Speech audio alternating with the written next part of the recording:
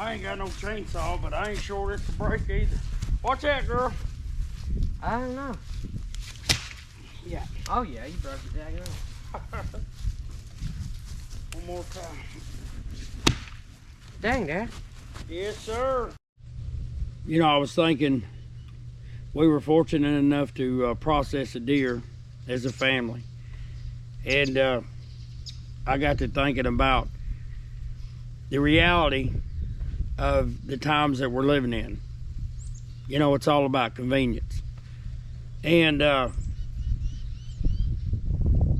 it was a blessing to get the family together and sharing that camaraderie of all chipping in and doing their part. And the reward of that is we built a fire and we cooked us up some deer meat on the spot.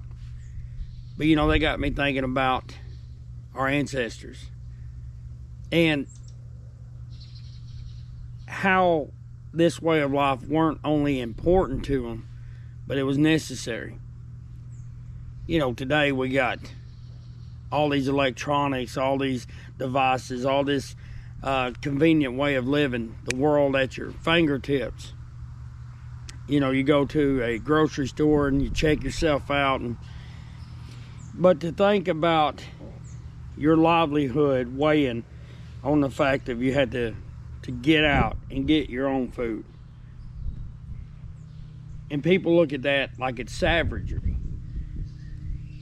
But it's nothing could be further from the truth. The connection you feel when gathering your own food and knowing that this is what it was meant for. This is why they're there.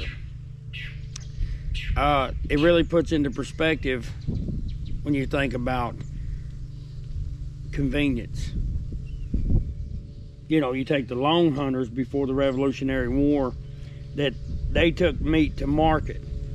But then after that, you think about the westward expansion, when they would ascend the Missouri River. They were hunting and they were trapping. Well, yeah, that was for market also. But somewhere in between that, there was a whole lot of people that didn't have the luxury of hunting for market. They did it for survival. And that's how they fed their families. And if they didn't come back with the meat, it wasn't only a letdown. It literally meant the difference between survival and dying out. So I guess what I'm trying to say is, if you process an animal today, it's really important to feel that connection, to relate to your ancestors, to our ancestors, the way they did things, the way they pursued survival. And that's something to be thankful for. So when you look in the deep freeze and you see a lot of meat, knowing that some of that came from something you had a hand in, I think it's definitely more rewarding, and also a good reminder that while things are convenient now, that may not always be the case. As possible as it is that we could advance as a society, it's also possible that we could go back as a society. So it's important to not rely solely on convenience.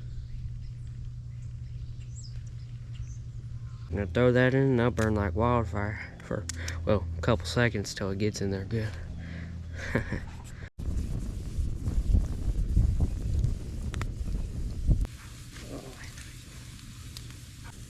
Literally. Dig in. Try it again. Oh. You good? Mm-hmm. That's good. Yeah, I have a minute putting them out. Hey, buddy. Boy, y'all really did a good job on it. Woo! Crispy bacon on the fire.